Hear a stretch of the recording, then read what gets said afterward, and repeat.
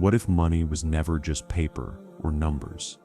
What if it was energy, a reflection of your inner state, your trust, your faith in Allah's provision? Ibn Arabi once said that everything in existence is a mirror of the divine. If that's true, then money, too, is part of that reflection. Not a worldly possession, but a spiritual signal. Every coin that enters or leaves your hand tells a story about your heart, what you believe, what you fear, and what you're ready to receive. Most people chase wealth their entire lives without realizing they're chasing their own shadow.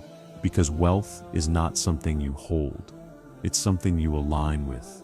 When your heart is open, it flows effortlessly. When it's bound by fear or greed, it disappears, no matter how hard you try to keep it. In this video, we uncover what Ibn Arabi called the divine law of energy, the secret understanding that money is not matter, it's movement. It's a reflection of your gratitude, your intention, your detachment, and your connection with the source of all provision. So if you've ever wondered why some people attract abundance with ease while others struggle, no matter how much they work, stay with this. Because once you understand how energy, faith, and divine flow intertwine, you'll realize the truth. You were never chasing wealth. You were being called to awaken it within you. When Ibn Arabi spoke of existence, he never saw it as solid or separate. To him, everything was energy, divine breath taking form, consciousness clothed in matter. The trees, the stars, your heartbeat, and even the coins in your hand, all were ripples of the same eternal ocean. So when he looked at wealth, he did not see a material possession. He saw a reflection of spiritual flow. Money, in his understanding, is not matter. It is manifestation. It is an echo of what resides within your heart. Money is not just a tool of trade. It is a living energy that responds to your inner frequency. It mirrors your belief, your trust, your fear, and your gratitude. When a person is trapped in scarcity, constantly saying, "I don't have enough," they are not just speaking words, they are shaping energy. That vibration of lack pushes abundance away. But when one truly believes that Allah is Ar-Razzaq, the provider, that belief itself becomes magnetic. The heart opens, and energy begins to flow again. This is why some people who possess little seem to live in endless barakah, while others, surrounded by wealth, still feel empty, because money responds not to possession, but to perception. It moves toward those who see it as energy, who treat it as a trust, not a trophy. The Prophet Muhammad, peace be upon him, said, "Charity does not decrease wealth." Many read this as moral encouragement, but its truth runs deeper. When you give, you activate circulation. You break the illusion of ownership and allow the energy of money to breathe. Money, like air, must move. The more tightly you grip it, the less it gives life. The more you let it flow with purpose, the more it nourishes you and others.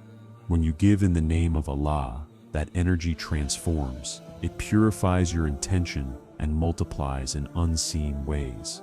This is why Ibn Arabi often linked spiritual states with worldly manifestations.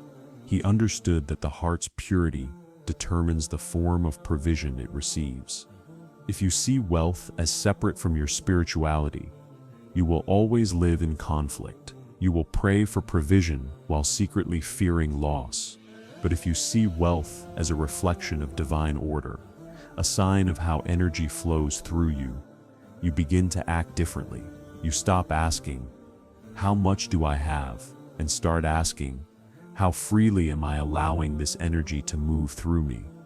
That question transforms everything. Money is not evil, nor is it holy. It simply amplifies what you already are. In the hands of the grateful, it becomes a source of light. In the hands of the greedy, it becomes a shadow. Ibn Arabi taught that every form is a mirror, showing us the state of our inner being. When money flows to you, it's not luck, it's alignment. And when it disappears, it's not punishment, it's instruction. It's Allah showing you where your energy is blocked, where your trust wavers, where your intentions have become cloudy. The secret, then, is not to chase wealth, but to refine the self. To understand that what you call money is really the physical reflection of unseen energy responding to your state of surrender. When your heart is clean, when your intention is pure, when your focus is service, not self. That is when money stops being a burden and starts becoming a blessing. So wealth is not outside you, it is you. It is your consciousness expressed in form. Ibn Arabi's wisdom reminds us matter is illusion, energy is truth. Money is one of the many mirrors Allah uses to teach you about the flow of His abundance. And when you finally realize this, when you stop fearing it, hoarding it, or worshiping it, you awaken to a deeper understanding that every coin, every opportunity, every act of giving or receiving is a movement of divine energy, passing through you, returning always to the source. Ibn Arabi described creation as a single breath, Anfas ar-Rahman, the breath of the most merciful. Everything you see, touch, and experience moves within that breath, expanding, contracting, giving, receiving. Nothing in existence is static, not even what we call wealth. Money, too, follows this law of divine circulation. It is not meant to be hoarded or feared, but to flow, like water returning to the sea from which it came. When you try to hold wealth too tightly, you interrupt this sacred rhythm. The energy becomes trapped, and stagnation begins. Not only financially, but spiritually. The heart grows anxious, the mind becomes obsessed, and life feels heavy. Ibn Arabi taught that anything you hold on to out of fear becomes veiled from you. What you cling to controls you. But when you trust that Allah is the constant provider, that He gives without measure, you free yourself from the illusion of lack. You become part of the divine flow rather than a barrier against it. Think of the sun. It gives its light endlessly, never worrying that its rays will run out. Yet the more it gives, the more creation thrives, and the cycle continues. The one who gives from what Allah has given him participates in that same cosmic law. When you spend with trust, when you give in charity, when you use your wealth to uplift and heal, you don't lose, you circulate energy back to its source. And Allah in His infinite wisdom returns it multiplied in ways beyond comprehension. The Quran reminds us, whatever you give in charity, He will replace it. And He is the best of providers. This is not poetry, it's spiritual physics. Every act of giving expands the energetic vessel of your soul. The more you allow wealth to move through you, the more space you create for new energy to enter. But when you withhold, when fear governs your decisions, your vessel shrinks, the heart closes, and the flow weakens. Ibn Arabi saw wealth as a trust, a temporary current that passes through your hands on its way to serve creation. When you recognize that it never truly belonged to you, your relationship with it changes. You stop guarding it like a prisoner and start guiding it like a river. That's when Barakah appears, the unseen multiplication of blessing.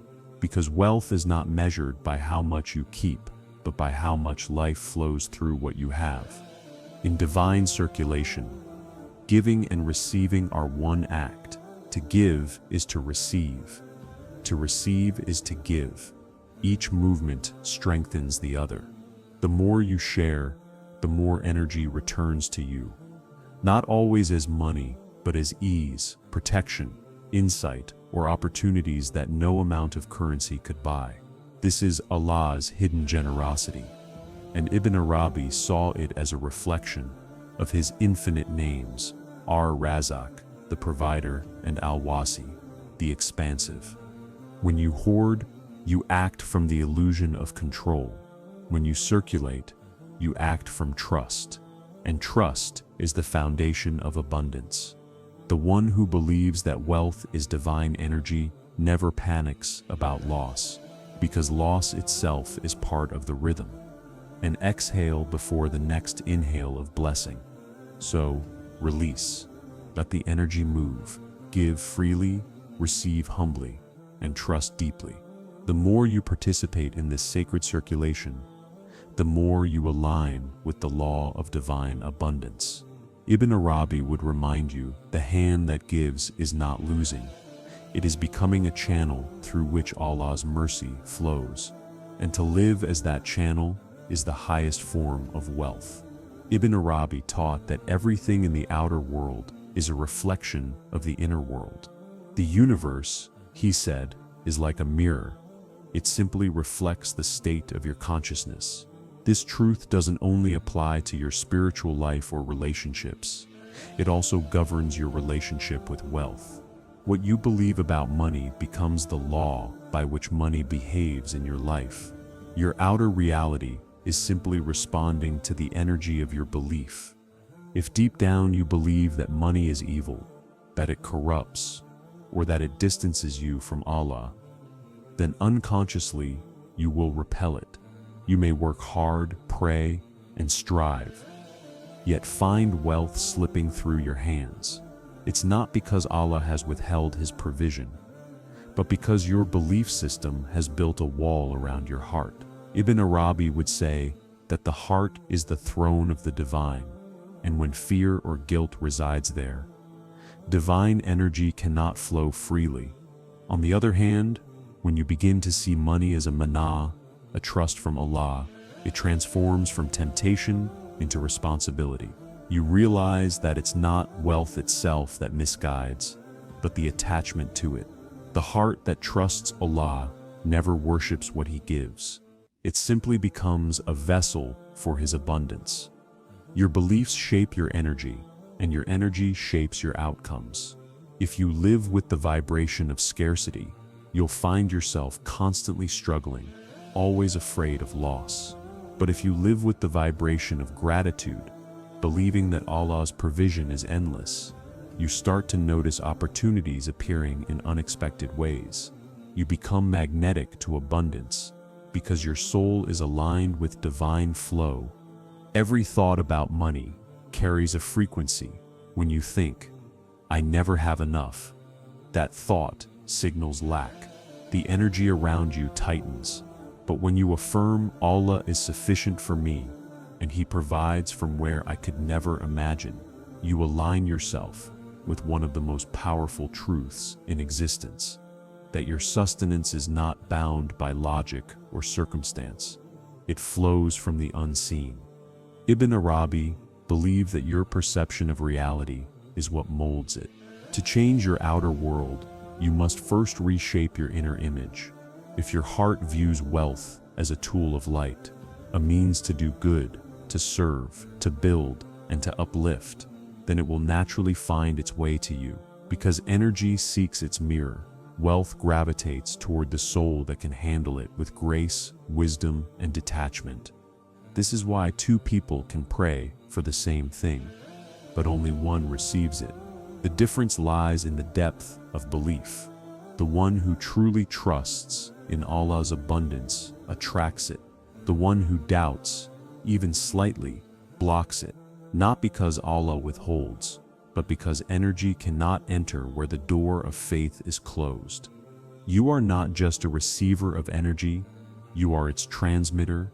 Your state of mind, your gratitude, and your faith emit signals into the world, and the world echoes them back as circumstances.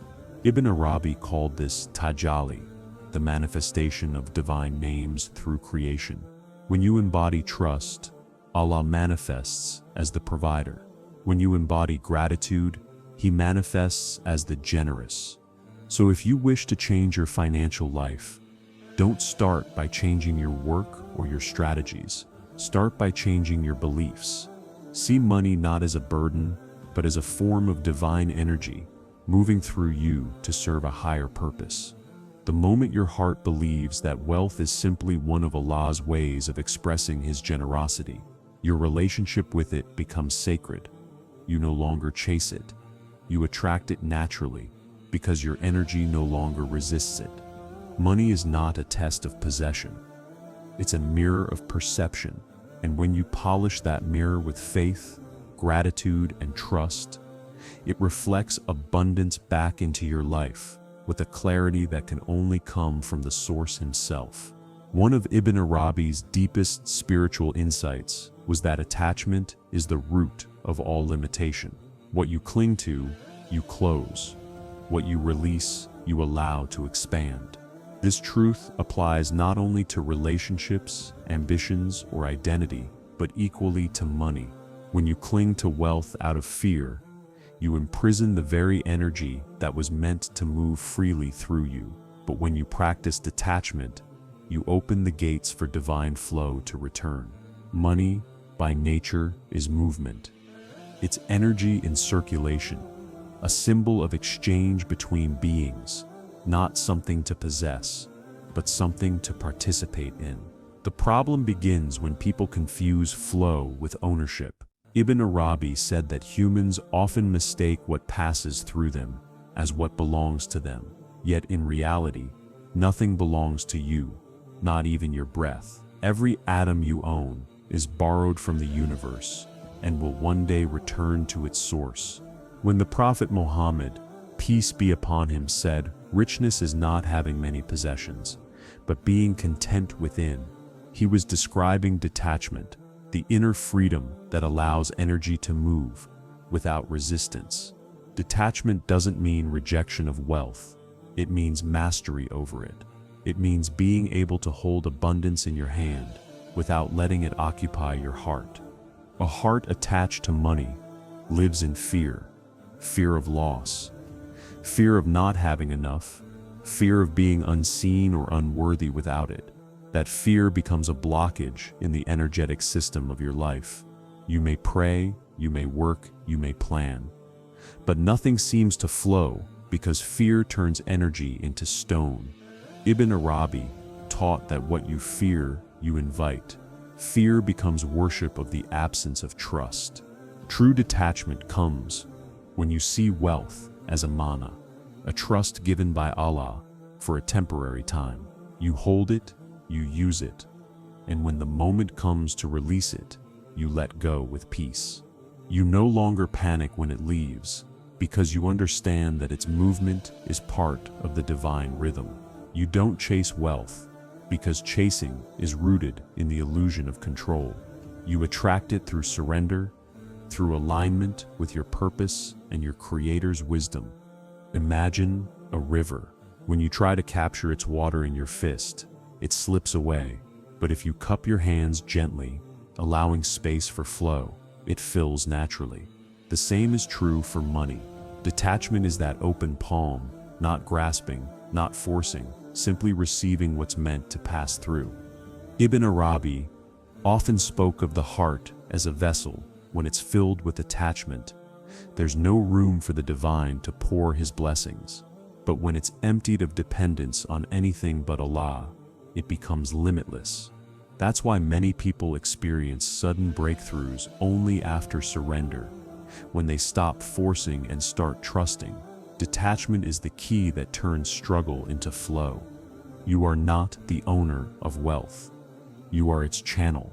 Your job is not to control how it comes or where it goes, but to align your energy with sincerity, gratitude, and service. The moment you detach from the outcome, you enter the state of Tawakkul, the living trust that allows Barakah to appear effortlessly. Because wealth is never about possession, it's about permission. Permission from Allah for energy to pass through you. So ask yourself, do I want to control or do I want to flow? Control keeps you stuck in scarcity. Flow opens you to divine generosity. Ibn Arabi reminds us that Allah cannot fill a heart that's already full of its own plans. Empty your attachment, and what remains will not just be wealth, it will be freedom. When you release your grip, you don't lose. You gain access to something infinite. For only the detached heart can truly receive without limit. And when you reach that state, wealth ceases to be a goal, it becomes a reflection of the peace within you, a current of divine energy passing effortlessly through your open hands. In Ibn Arabi's metaphysical vision, intention, niyyah, is not a simple thought or wish. It is the spiritual blueprint that gives form to every experience in the world of matter.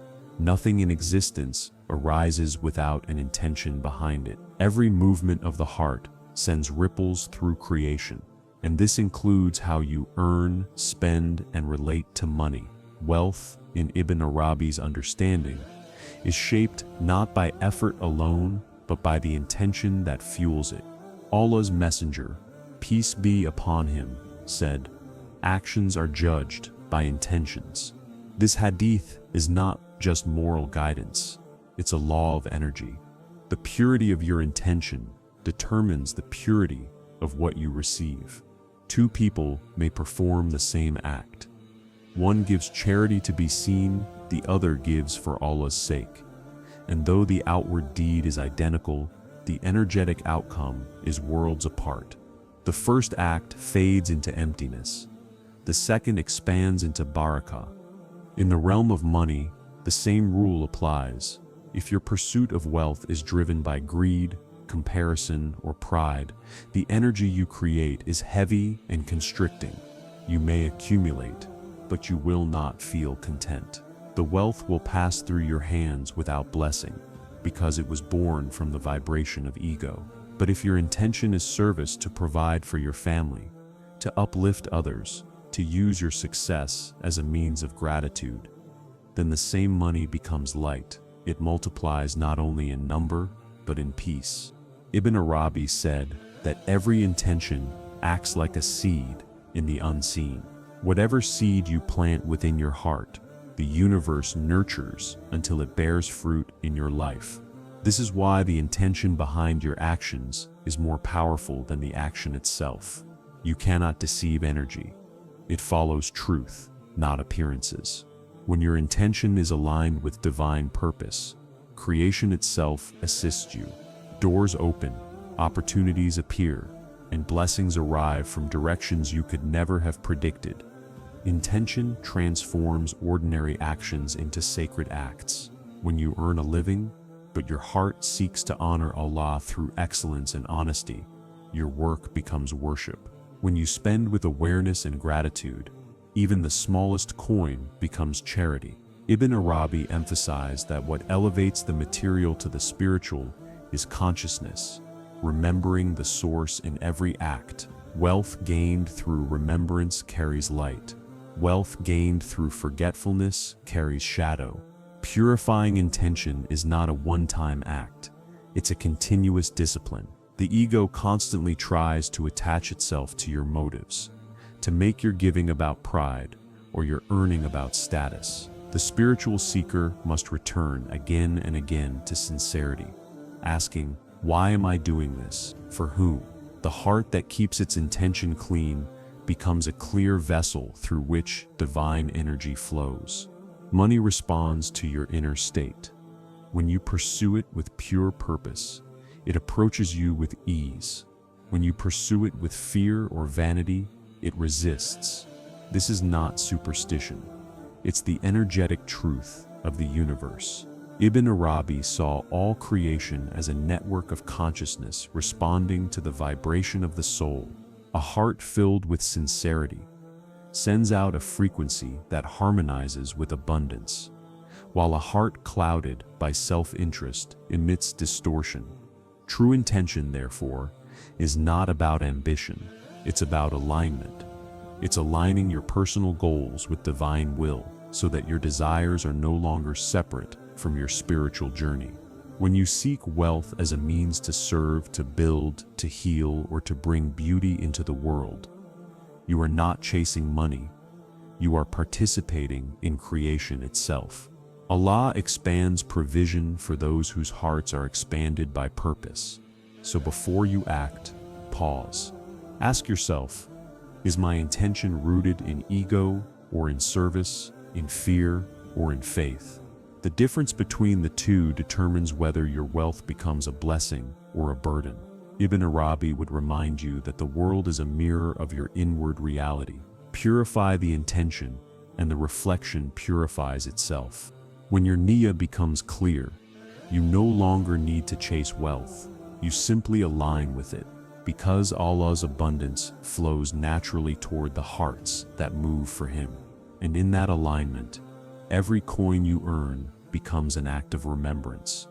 Every act of giving becomes a prayer, and every moment of gratitude becomes a magnet for more light to enter your life. You said, in the grand tapestry of Ibn Arabi's teachings, gratitude, shukr, stands as one of the most transformative forces in existence. He saw it not as a polite response to blessings, but as a state of being, a vibrational frequency that connects the human heart to the infinite flow of divine abundance. Gratitude, in his view, is the soul's currency, the energy that multiplies every form of wealth, both seen and unseen. Allah declares in the Quran, "If you are grateful, I will surely increase you." Quran 14:7. This is not a metaphor. It is a universal law written into the fabric of reality. Gratitude doesn't just acknowledge what you have, it expands it, because when you give thanks, you align with the frequency of abundance. When you complain, you align with the frequency of scarcity. The universe, like a mirror, reflects whichever energy you project. Ibn Arabi taught that gratitude is a form of remembrance, tikr. Every time you feel genuine appreciation for what Allah has given, a breath, a meal, a moment of peace, you affirm the divine presence within the ordinary. Gratitude transforms the mundane into the sacred. It takes the smallest blessing and reveals its infinite depth. To be grateful is to see through the illusion of lack and recognize that everything you truly need has already been provided. Most people see wealth as numbers, how much money they have, how much they've lost, how much they wish they could earn. But Ibn Arabi invites us to see wealth as awareness. True wealth is the ability to perceive blessing in every state. The poor man who lives in contentment is richer than the king who is blind to his abundance, because gratitude turns every moment into treasure. When your heart is ungrateful, no amount of money can satisfy you. You could hold gold in your hands and still feel poor. That's because ingratitude blocks energy. It blinds you to the flow of divine generosity already surrounding you. But when you cultivate shukr, you release resistance. You become open. You begin to notice blessings that were always there. Opportunities, relationships, insights, ease. Gratitude doesn't attract new blessings. It reveals the ones already given. Ibn Arabi described gratitude as a circle of divine exchange. Allah gives, you recognize, you thank, and He gives again in new and unexpected ways. Each cycle deepens your awareness of His mercy. When you live in that state, you stop measuring success by how much you earn and start measuring it by how much you appreciate. You begin to understand that money is a symbol, a reflection of your inner gratitude. When you give thanks for every little provision, that energy multiplies. When you take without acknowledgement, it dissolves. True gratitude is not only expressed in words, it is lived through trust. It means believing that even when you don't have what you want, you already have what you need. Ibn Arabi would say that Allah's gifts never cease. Only your awareness of them does. So when you lose something, thank Him for what remains. When you face delay, thank Him for the wisdom hidden in timing. Gratitude transforms every circumstance into expansion. It is impossible to live in fear and gratitude at the same time. Fear contracts energy. Gratitude expands it. When you are grateful, you're not asking from a place of lack. You're acknowledging the constant sufficiency of Allah's provision, and that acknowledgement itself draws more into your life. The Prophet, peace be upon him, said, "Whoever is not grateful for the little will not be grateful for the much." Ibn Arabi understood this as a secret of manifestation, that the energy of appreciation builds the container for increase. Every act of shukr is a signal to the universe that you are ready for more. When you thank Allah sincerely, you are saying, "I recognize you as the source, and I am open to receive whatever you choose to send next." This humility, this awareness invites barakah, blessings that can never be explained through numbers alone. So practice gratitude, not as ritual, but as rhythm. Wake with it. Walk with it. Let it color every thought and every exchange. When you see money, thank Allah for the opportunity to use it well. When you give, thank Him for trusting you to be a vessel of His generosity. When you receive, thank Him for His timing. Gratitude makes every flow of wealth a sacred act. In the end, Ibn Arabi's secret is simple. The ungrateful heart sees only emptiness, while the grateful one sees only abundance. Wealth begins not in the wallet, but in the soul. And when the soul vibrates with gratitude, it turns even a single coin into infinite treasure. Because every thank you spoken to Allah echoes through creation as a call for more light, more provision, and more peace. Ibn Arabi taught that human beings were never created to own the blessings of this world. They were created to channel them. Everything you receive, from the smallest comfort to the greatest wealth, is not truly yours. It is Allah's trust flowing through you for a time. The spiritual tragedy of humanity is that we mistake passage for possession. But the moment you understand that wealth is energy moving through the hands of the divine, you stop trying to hold it and start learning how to flow with it. To Ibn Arabi, creation is an endless ocean of divine giving. Allah never stops providing. It is only our fear, attachment, and self-centeredness that block the current. Just as the riverbed does not create the water but simply guides its path, you do not create abundance. You allow it to move through your heart, your hands, your actions. The more you open, the more He trusts you with flow, and that trust is the real secret of Barakah. When Allah blesses you with wealth, influence, or opportunity, He is not rewarding you. He is testing whether you can become a conduit for His mercy. Every dinar, every idea, every talent that comes your way carries a responsibility to circulate that energy in service of something greater. Ibn Arabi saw this as the hidden contract of abundance, the principle that everything you receive must benefit more than just yourself. When you align with that law, you enter into harmony with divine purpose. Think of how the sun shines. It never chooses where to cast its light. It gives without calculation or favoritism, simply because giving is its nature. The same principle applies to divine abundance. When you embody generosity, when you let energy pass through you without fear, you mirror the nature of the source itself. And when you mirror the source, you become sustained by it. The more wealth you circulate with sincerity, the more Allah expands your capacity. It's not about quantity, it's about readiness. Some people never receive more because their hearts are closed. They fear loss, they hoard blessings, they think giving will make them weak. But those who release freely, trusting the giver, always find their vessel filled again. Ibn Arabi compared the soul to a cup. A full cup cannot be refilled until it's emptied. Giving is the act of making space for renewal. To be a channel for divine abundance means shifting your identity. You stop seeing yourself as the owner and start seeing yourself as the servant of flow. You realize that the money you give to help another, the kindness you extend, or even the work you do with excellence, all of it is worship. You become a reflection of Al-Karim, the generous. In that moment, you are not just receiving wealth, you are transmitting divine energy into the world. And what happens when you live this way? The anxiety about provision fades.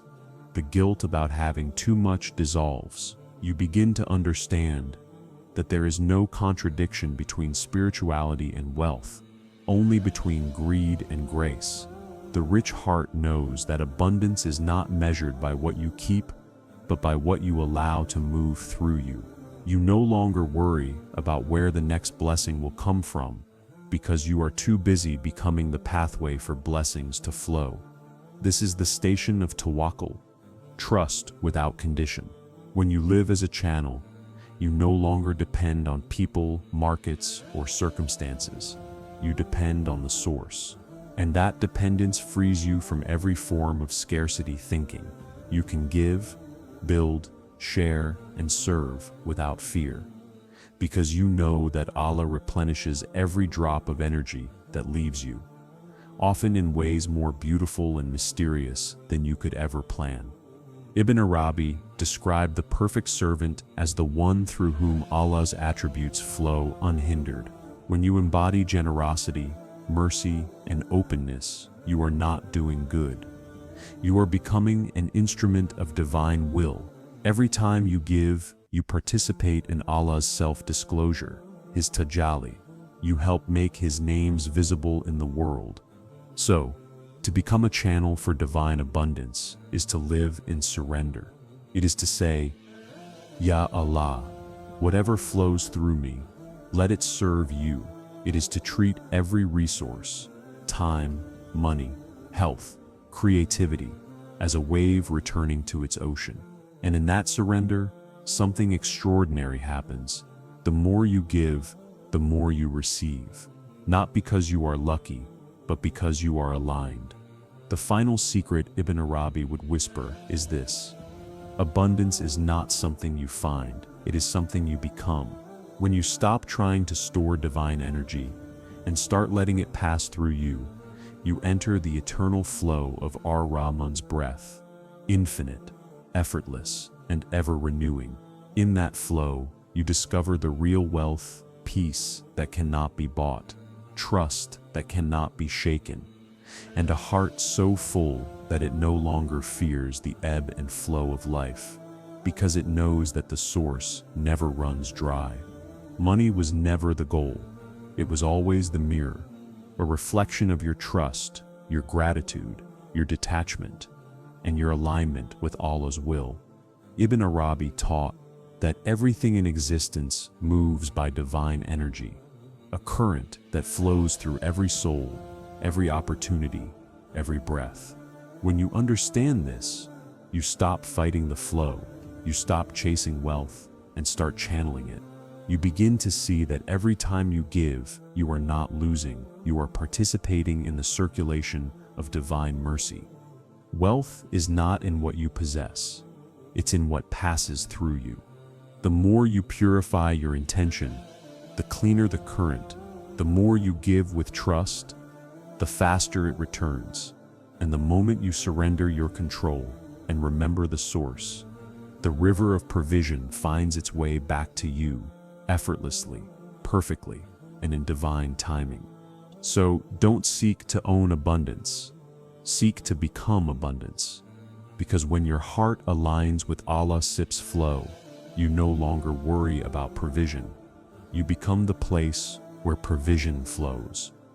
If this message resonated with you, reflect on how money moves through your life, with fear or with faith.